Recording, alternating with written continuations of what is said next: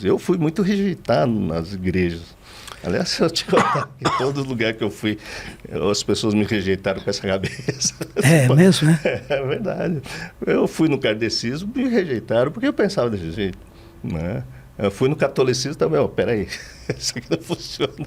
Aí eu fui nos protestantes, peraí, você não pode falar que existe uma coisa, porque tudo é espiritual, cara. Uhum. E não é, né? Então, essa coisa, corpo, mente e espírito é muito importante. O conceito de demônios, maldições, anjos, essa coisa toda, porque que existe, que nós somos cristãos, sabemos como isso é real, mas nem todo mundo acredita nisso. Como é que você tratou, como é que você trabalhou esse conceito de entender, não, isso é uma maldição, isso é uma força espiritual e eu tenho autoridade, Sim. Eu tenho armas espirituais para me proteger e me defender e me ver livre disso. Sim. Como é que foi que você administrou esse capítulo aí? Eu posso começar para mim é mais fácil explicar pelo lado espiritual. Sim. Quando eu não sabia nada do mundo espiritual e estava ouvindo vozes, eu já era médico, já tinha uma clínica. E lá na clínica chegou uma garota de 16 anos, agitada, querendo quebrar tudo e tal, não sei o quê. Pelo viés da medicina, eu tenho que dar um sossego ao leão. Sim. Eu tenho que dar um medicamento para ter uma camisa de força química. Sim, é isso que a medicação faz, conter a pessoa quimicamente. Então, ao invés de amarrar ela, você dá um sossego ao leão. Uhum. Sim. E eu dei um monte de medicamento e não aconteceu nada. Não teve Nessa eficiente. época, essa voz dentro de mim falou assim, não adianta, pode parar. Vai no banheiro, saia do meio da muvuca lá, que tinha um monte de gente tentando segurar a menina, vai no banheiro e vai fazer uma oração. Olha isso. E olha que eu não orava, eu era ateu, sim, lembra? Sim. O que aconteceu? Pronto, e agora? O cara é ateu? Não, aí no momento de fraqueza só sobrou para mim a oração, porque Sim. como médico não tinha ferramenta, e eu tinha um monte de medicação disponível naquele lugar, e não adiantou, o que eu fiz? Fui orar. Você foi lá e orou? Não, estava lá. No cantinho ali, você saiu e Eu orou? estava lá tentando, o que eu vou fazer? Daqui a pouco ela vai parar de tanto remédio. Enfim, não, fui no banheiro mesmo. Porque as pessoas não eram cristãs, Sim. não eram religiosas. Aí você foi e fez a oração. Fui lá, fiz a oração de boa. Quando eu saí do banheiro, que meu coração se acalmou, olhei para mim. Esse foi o primeiro. Pronto. Aí eu tenho um monte de histórias. Por exemplo, uma vez eu trabalhei com um dependente da química. E no CAPS as pessoas tiravam um sarro de mim, né? Que realmente eu falava que era cristão e todo mundo, o cara aí. Mas tudo bem, você pode dar risada.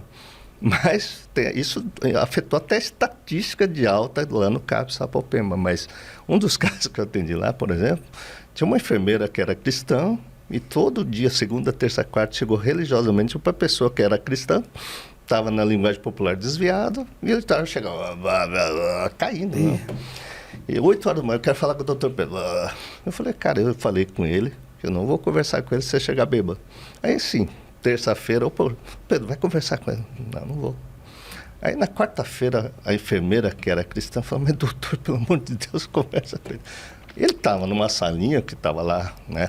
Estava alcoolizado. Eu olhei para ele e falei, cara, isso aqui não é álcool.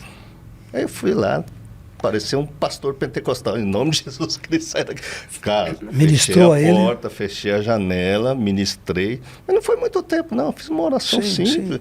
O cara simplesmente fez assim, ó. O doutor, posso falar com você agora? Mas parou essa cena. Saiu uma entidade e tomou... Não vou falar entidade a aqui. própria entidade dele. Saiu uma coisa dentro dele. Identidade. Genericamente, para todo mundo entender. Sim. Que não era, do ponto de vista do efeito do álcool. Entende? E também não dei remédio psiquiátrico. Sim. Eu dei uma oração. Sim. Aí, outra vez, chegou um menino... que aí, para quem foi em centro espírita já viu uma coisa, o cara tá com a mão para trás fumando. Sim, sim. E ele tinha um diagnóstico psiquiátrico, era um esquizofrênico. E também, estava com uma faca, quebrou tudo. E a mãe dele queria que eu visse. E eu falei, cara, mas esse paciente não é meu, é do outro CAPS. Mas a mãe saía da Vila Prudente para ir até Sapopemba. Toda vez que ele descompensava, e aí tá, doutor, atende, mas não é meu paciente, não vou atender. E a enfermeira de novo, doutor, eu fui almoçar, quando eu voltei ele estava com a faca e estava nessa posição, né? Sim. Cara, toda distorcida. Eu falei, Deus, doutor, é só você, rapaz. Eu falei, não sou eu, você vai deixar... Eu não fui contratado para tirar a faca de ninguém. Mas o que aconteceu? Cara, restou o quê? Um cara armado ali, desgovernado na sua cabeça, eu fui orar, né? De novo, entrei no banheiro, orei. Quando eu fiquei tranquilo, saí, chamou o cidadão, vem cá.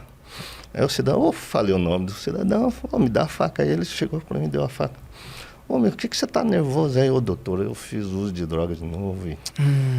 Eu não queria tomar remédio, mas eu preciso tomar remédio. Então vai lá tomar um remedinho. Pronto. Ele estava falando normal, como se nada... E claro, o esquizofrênico, o paciente era o esquizofrênico, era um doente psiquiátrico. Mas também estava sob a influência espiritual de alguma com coisa. Com certeza absoluta. Porque eu digo espiritual, porque não era. Se eu for te contar essa experiência, então para mim fica muito simples.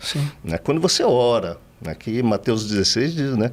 Quem crê na ressurreição, que é em Jesus Cristo ressurreto, expulsará demônios, curará enfermidades e terá vida eterna. Então, você acaba até com medo de morrer, né? Quando você entra nesse reino de Deus que Jesus nos promete. Então, eu vou tendo experiência. Então, essas experiências eu devo agradecer a Deus, porque eu sei que não sou eu.